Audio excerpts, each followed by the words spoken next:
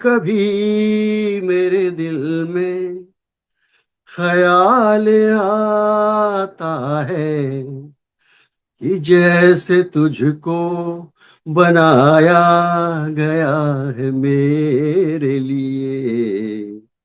ये जैसे तुझको बनाया गया है मेरे लिए।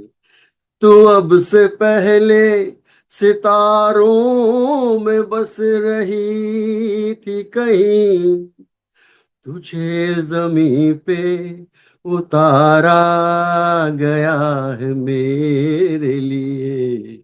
द हिलेरी टाइम्स में आशीष कुमार से मेरी बातचीत हुई, बहुत ही अच्छा लगा। आशीष कुमार जी को मैं बहुत बहुत धन्यवाद करता हूँ। ये मेरा सौभाग्य है कि मैं उनसे बात कर सका।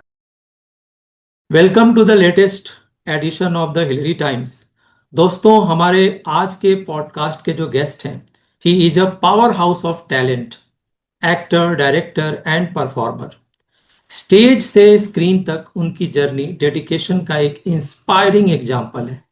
अ part of national award winning projects, he is known for his intense and impactful roles. His honesty toward his craft sets him apart in the industry. जी हाँ दोस्तों, आज हम उनसे जानेंगे उनके सफ़र, उनकी स्ट्रगल्स और उनकी क्रिएटिव फिलॉसफी के बारे में। तो स्वागत करते हैं हमारे आज के गेस्ट राकेश दुबे जी का। सर नमस्ते, कैसे हैं आप? नमस्कार, मैं अच्छा हूँ। आप कैसे हैं? बहुत बढ़िया sir, thank you so much कि आपने हमें अपना प्रेशियस टाइम दिया। Pleasure, thank you.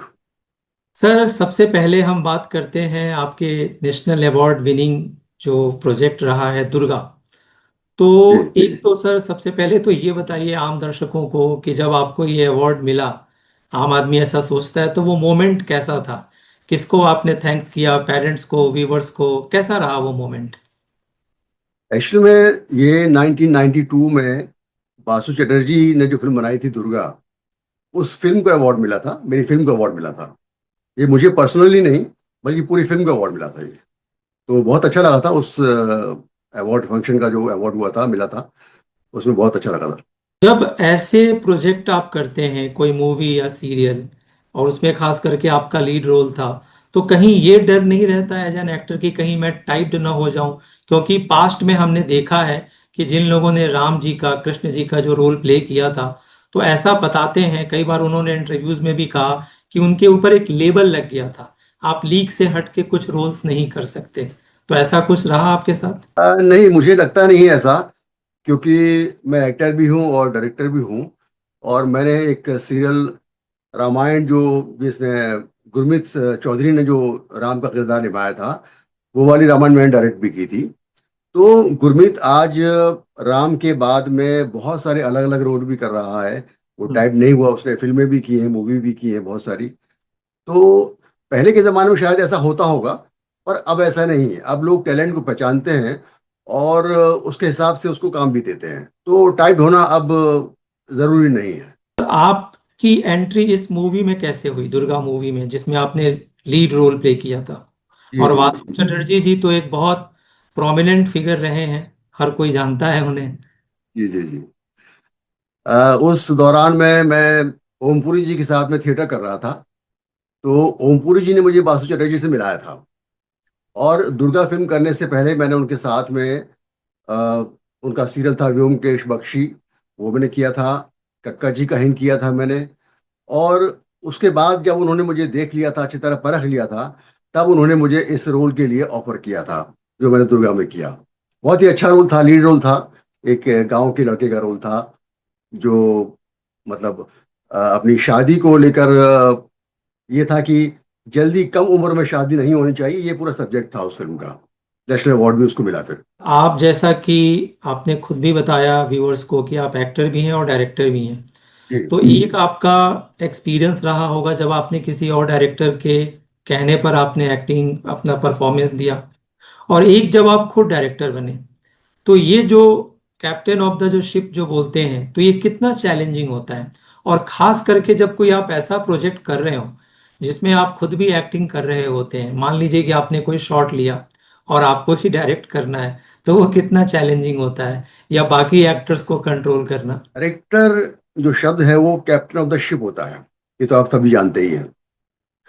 और उसके ऊपर बहुत सारी जिम्मेदारियां होती हैं। हर चीज में वो देखता है कि जो एक्टर है वो कौन सा रोल कर रहा है, उसकी क्या कॉस्ट्यूम है, क्या पीरियड है उसका जो मैं प्रोजेक्ट डायरेक्ट कर रहा हूँ, उस पीरियड के हिसाब से मैं सही जा रहा हूँ या नहीं जा रहा हूँ। और मतलब बहुत सारी चीजें हमें देखनी पड़ती है एक साथ, जबकि बाकी लोगों को ऐसा नहीं होता है। बाकी लोग अगर मेकअप मैन है तो उनको खाली अपना डिपार्टमेंट देखना है, कैमरा मैन है तो उनको खाली अपना डिपार्टमेंट देखना है, एक्टर है तो वो खाली डायलॉग बोल के निकल जाएगा, उसे फर्क नहीं पड़ता कि आप कैसा ले रहे हैं कैसा नहीं ले रहे हैं। तो सारी जिम्मेदारी जो है वो डायरेक्टर के कंधों पर होती है कि उस प्रोजेक्ट को वो कैसा बनाए, कितना खूबसूरत बना सकता है, वो सब उसके ऊपर निर्भर करता है।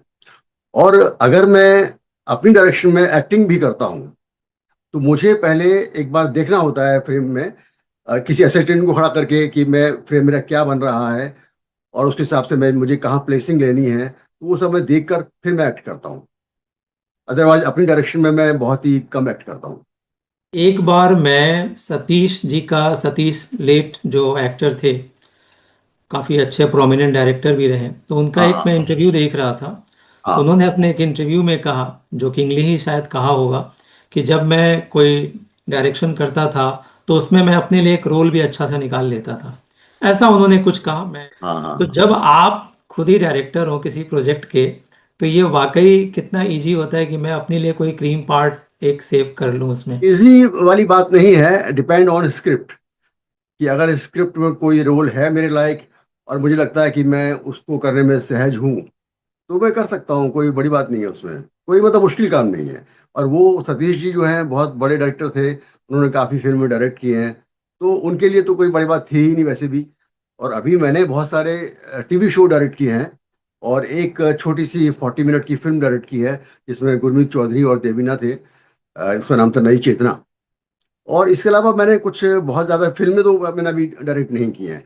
मैं चाहता हूँ कि फिल्में डायरेक्ट करूँ, और फिल्में डायरेक्ट करूँ तो शायद मैं अपने लिए भी रोल तलाश करना शुरू करूँगा उसके अंदर, स्क्रिप्ट में। एक दौर हमने देखा था जब टीवी और सिनेमा के बीच में एक बहुत गहरी खाई कह सकते हैं, एक एक था कहीं ना कहीं स्टिग्मा, जी ये जी टीवी जी। वाले हैं, ये सिनेमा वाले हैं।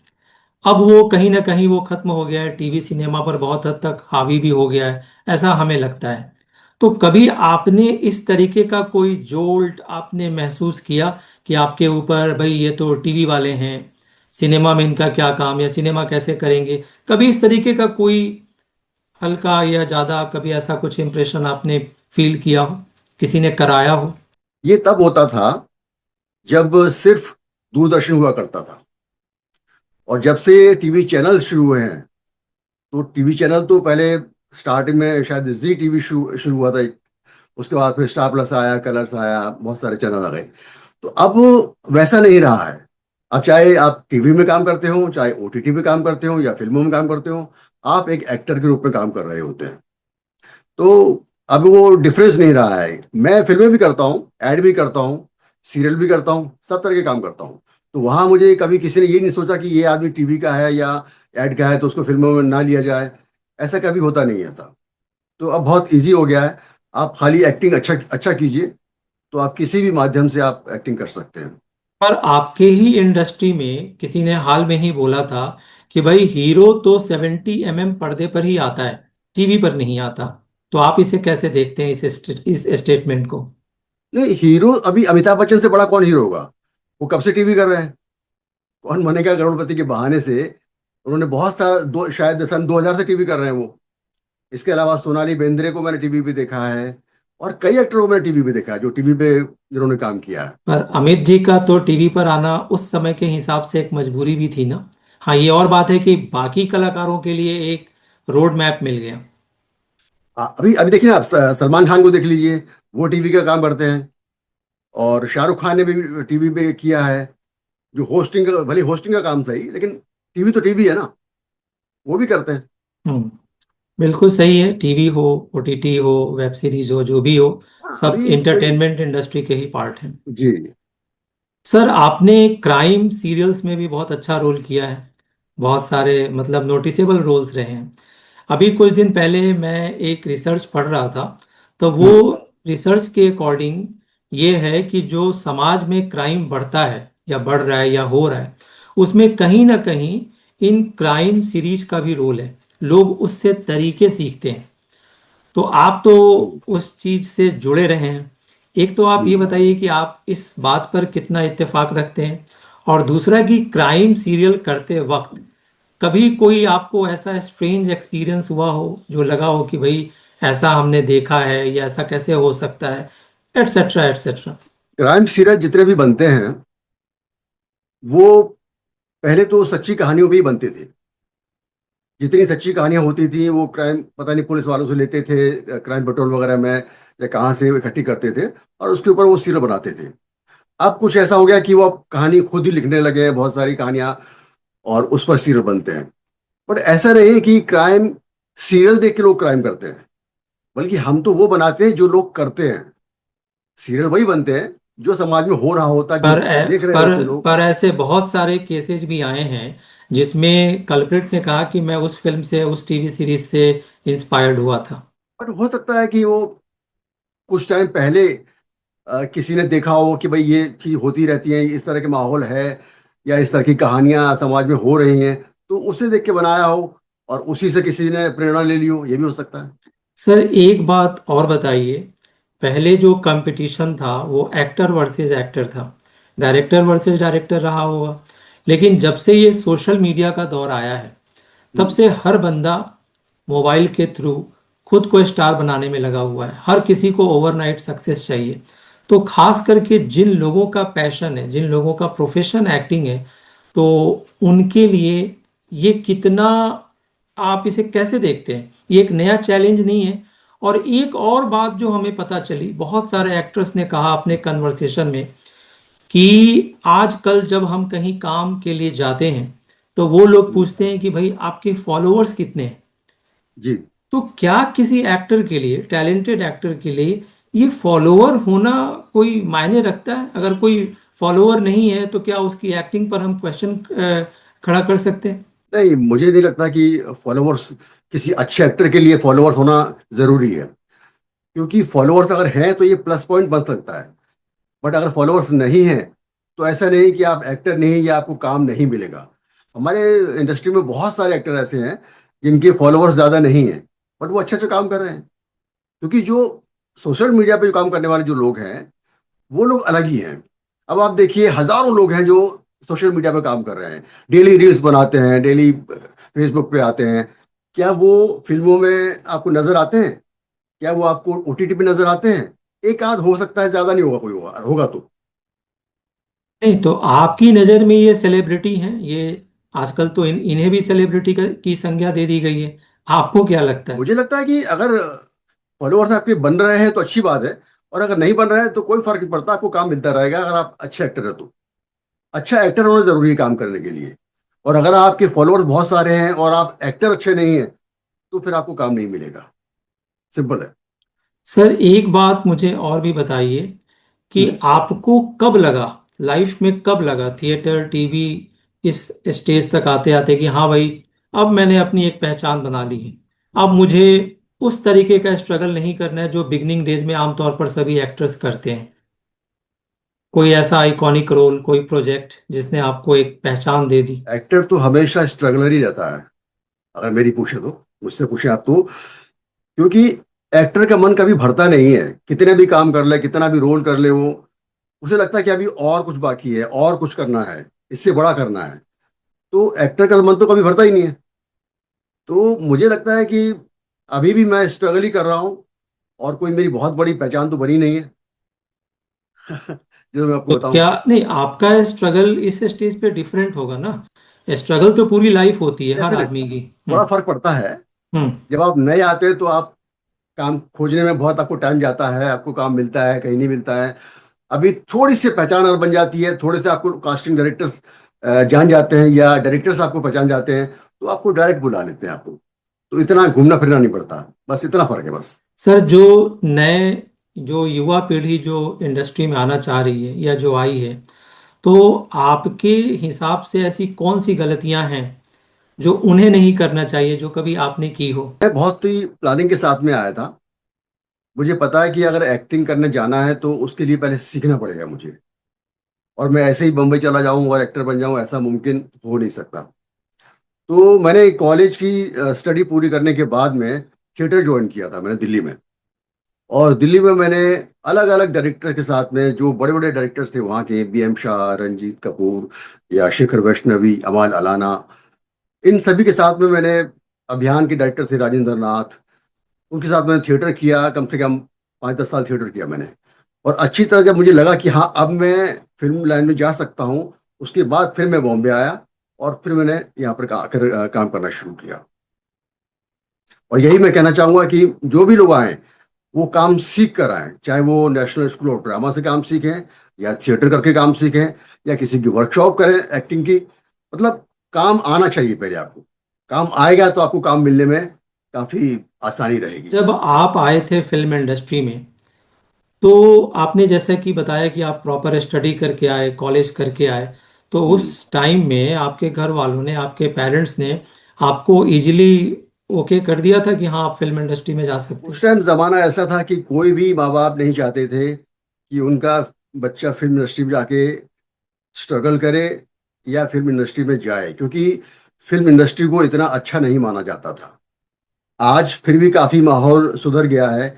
अच्छे अच्छे घरों के लड़के लड़कियां फिल्मों में आ रहे हैं, यहाँ काम कर रहे हैं। बट उस जमाने में ऐसा नहीं होता था। तो मेरे फादर भी नहीं चाहते थे कि मैं इंडस्ट्री में आऊं। वो चाहते थे कि मैं उनकी द्वारा जो स्थापित बिजनेस है उसी में उनके साथ में काम करूं। सर, आपने उस जमाने की बात की, इस जमाने की बात की। जी। उस जमाने की फिल्म इंडस्ट्री जो थी, या फिल्मों का जो स्तर था, जो दर्शकों तक पहुंचता था, उसका एक अलग ही लेवल था। आज हम जी। देखते हैं वल्गैरिटी एंड वॉयलेंस। तो इस पर आप दो शब्द कुछ कहें। वल्गैरिटी और वॉयलेंस, ये सिर्फ एक चेंज है माहौल के हिसाब से। शायद लोगों को अच्छा लगता होगा, जो आज की जनरेशन है उनको अच्छा लगता होगा, इसलिए जो प्रोड्यूसर्स हैं, डायरेक्टर्स हैं, वो उनको परोसते हैं। पहले के ज़माने में ऐसा नहीं होता था। पहले के ज़माने में साफ सुथरी फिल्में बनती थी ज़्यादातर, और वही लोग देखना पसंद करते थे, चाहे वो सोशल फिल्में हों, कॉमेडी फिल्में हों। और आप देखते हैं कि पहले की फिल्मों में गाने बहुत अच्छे होते थे। जो आज की फिल्मों में गाने, आप देखिए आपको याद ही नहीं होते हैं। आज आज किसी को भी आप बोलेंगे गाना गाने के लिए तो वो हमेशा पुरानी फिल्म का गाना चुनेगा। उसे वो गाना याद आएगा कि हाँ उस फिल्म में ये गाना था। बट आज की फिल्मों में गाना नहीं होता है, म्यूजिक होता है।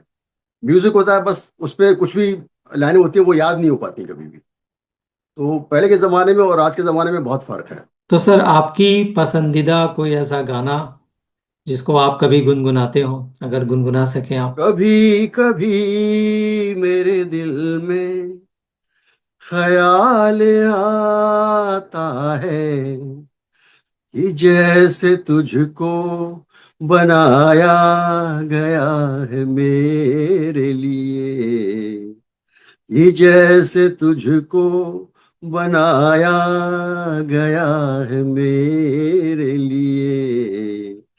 तो अब से पहले सितारों में बस रही थी कहीं, तुझे जमीन पे उतारा गया है मेरे लिए। धन्यवाद। बहुत खूब सर, बहुत खूब सर। आप तो दुनिया को एंटरटेन कर रहे हैं, तो जी। आप अपने आप को एंटरटेन कैसे करते हैं? क्या देखते हैं, क्या पढ़ते हैं? आजकल तो बहुत सारे साधन हैं। पहले खाली बुक्स हुआ करती थी, हम बुक्स पढ़ते थे। उपन्यास हो गए, नॉवेल हो गए, या फिर नाटक की किताबें हो गई। आजकल तो ओटीटी है और सोशल मीडिया का ज़माना है। तो बहुत सारे टीवी है, मोबाइल है। मोबाइल पे आप देखते हैं कि रीलें अगर एक बार शुरू हो गई तो फिर वो चलती ही रहती हैं 2 घंटे, पता भी नहीं चलता कि कैसे गुजर गए आपके रील देखते देखते। तो यही सब है। एक आखिरी प्रश्न आपसे। आपने जी। वासु चटर्जी जी की बात की, राजेंद्र नाथ जी की बात की। तो जी। जो उनके फैंस हैं, कोई, चूंकि आपने तो उनके साथ वक्त गुजारा है, कोई ऐसा मेमोरेबल इंसिडेंट जो हम एंजॉय कर सकें, व्यूवर्स उसको याद करें उन्हें एक बार फिर से, तो आप बड़ा अच्छा लगेगा। वासु चटर्जी अपने काम में बहुत ही माहिर थे वो। और वो उतना ही शूट करते थे जितना उनको चाहिए। वो ज्यादा कभी भी, उस टाइम रील हुआ करती थी, आजकल तो रील नहीं होती है, तो वो वेस्ट नहीं करते थे फिल्म को कभी भी। ये उनकी खासियत थी। और एक वाकया मुझे याद है कि मैं जब बॉम्बे आया था, तो ओम प्रकाश जी थे, बहुत पुराने एक्टर, आपको याद होगा। तो मैं उनके ऑफिस गया था मिलने के लिए, और नया नया था मैं। उनसे मिला, बड़ा अच्छा लगा मिलके। तो मुझे देख के बोले कि बेटा कहाँ से आए हो, जहाँ से आए हो वापस चले जाओ, यहाँ कुछ खास है नहीं, रखा नहीं है। तो मैंने उनसे कहा, बड़े कॉन्फिडेंटली कहा, मैंने कहा आपको लगता है ना कि मैं एक्टर बन सकता हूँ? नहीं नहीं, ऐसी बात नहीं है, ये है वो है, थोड़ा सा करके वो बोले। और कहते अच्छा ठीक है, मैं कुछ बताता हूँ, काम होता तो बताता हूँ, बोलूंगा ये है। तो मतलब मुझे वहां पर ये उन्होंने अपना शायद अनुभव के हिसाब से कहा होगा कि लोग रोज आते हैं एक्टर बनने के लिए, पता नहीं आदमी यहाँ पर कितना दिन स्ट्रगल करेगा, क्या खाएगा क्या पिएगा, और फिर बन नहीं पाता, अक्सर ये होता है। तो इसलिए शायद उन्होंने अपने अनुभव से ये मुझसे कहा होगा, ये मुझे याद है। और सर राजेंद्र नाथ जी निजी जिंदगी में भी वैसे ही हंसमुख थे जैसे वो स्क्रीन पर आते थे। हाँ हाँ बिल्कुल, बहुत अच्छे हम्म। इंसान थे वो, हंसमुख हम्म। थे। तो व्यूवर्स, आपको आज का एपिसोड कैसा लगा? आप हमें कमेंट्स करके बताइए, और अच्छा लगा तो लाइक भी करिए। और आप देख रहे हैं और देखते रहिए द हिलेरी टाइम्स को। और मैं हूं आपका दोस्त, a very simple man, a very common man, Ashish Kumar. जय हिंद।